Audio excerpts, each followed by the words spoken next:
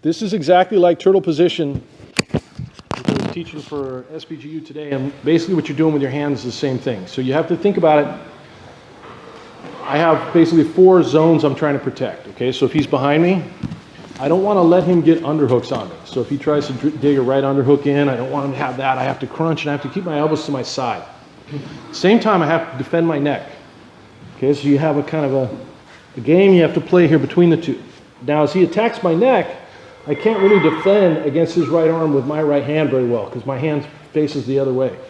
So once he gets past just a little initial defense, this is the hand that protects that. So I defend against that with my left hand. I defend against his right arm. If he's coming in with his left arm, I defend with my right arm. So your hands are always like this. Not here. This is, like here is pointless because all he needs to do is get a hand between my hand and my neck. That's when I'm going to attack, all I'm looking for is any daylight right there.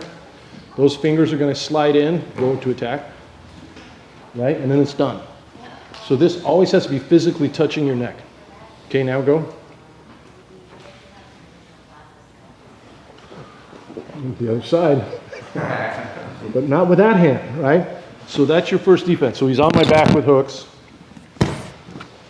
And he doesn't have the harness yet. So there's no reason why I've had you guys starting here. Some of you that really wanted to make it hard on yourself started in the choke. That's great. But in reality, and that's good for you guys to learn that way, but in reality, I don't want to let him connect his hands. Okay, so he's on my back, I'm going to be here, and we're just going to hand fight a little bit. He's going to try and get a collar, get a harness. Grabbing my collar involves doing the same thing as the rear naked choke. I mean from the front, like for a bow and arrow. He still has to get that across, right? Now I'm never going to just stay there like this. As soon as I grab one of his hands, I'm going to use that to escape the same way we did when we pulled that hand off our head by going one of 2 ways. So the first one is the one we already did, okay? Then I go that way. The second one, I go all the way to the other side of my head and grab above his elbow. And now I can spin either direction and he doesn't have a choke, okay? So that's what we're gonna aim for.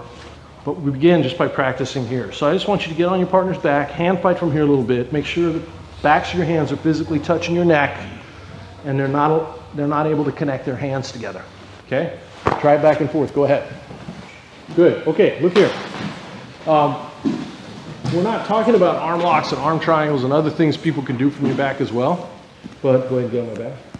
But all those things are the same, they still involve you not controlling the inside space, right? So for him to arm lock me here, if he goes for my arm bar, he has to get an underhook here. Now he can start to attack my right arm, right, by bringing the left leg over my face. So all that other stuff still involves him getting one of those grips, okay? So you're defending against all of it here.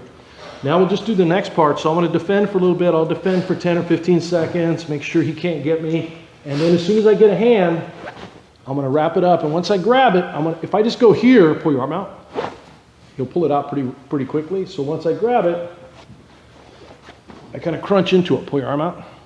And now I'm always going to go the same direction towards that arm, right? Because it's obviously it's going to be the other hand that's going to choke me, and now I've worked, it's the exact same escape we worked before. So everything there is identical to what you've already done.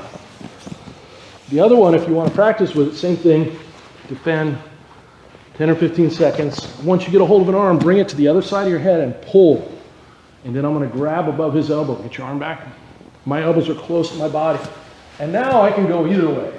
I can go right shoulder or left shoulder, or sometimes I can even turn here and wind up on top of him inside his guard, okay, because it's your choice at that point.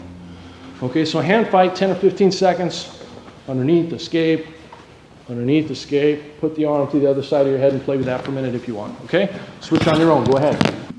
Good, one thing I should mention here, I use the one, I trap it underneath my arm the most, but every once in a while, just in the course of a match or whatever, you may find that all of a sudden you have your arm, you get his arm on the other side of your head like this way I showed you. If you wind up like this, I'm not going to try and escape from here.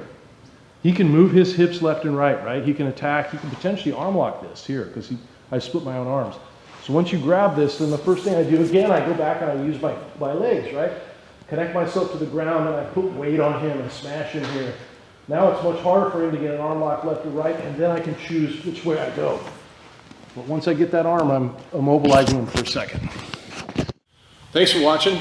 Make sure you subscribe, hit the bell for frequent updates because we're updating this every week. And make sure you comment and like and share our videos. We appreciate it, and we definitely try and respond to all the comments. And if you like what we're doing and you like the material, check out SBG University, SBGU, and you're going to see a ton more in much greater depth than what you see here on YouTube. Thank you very much.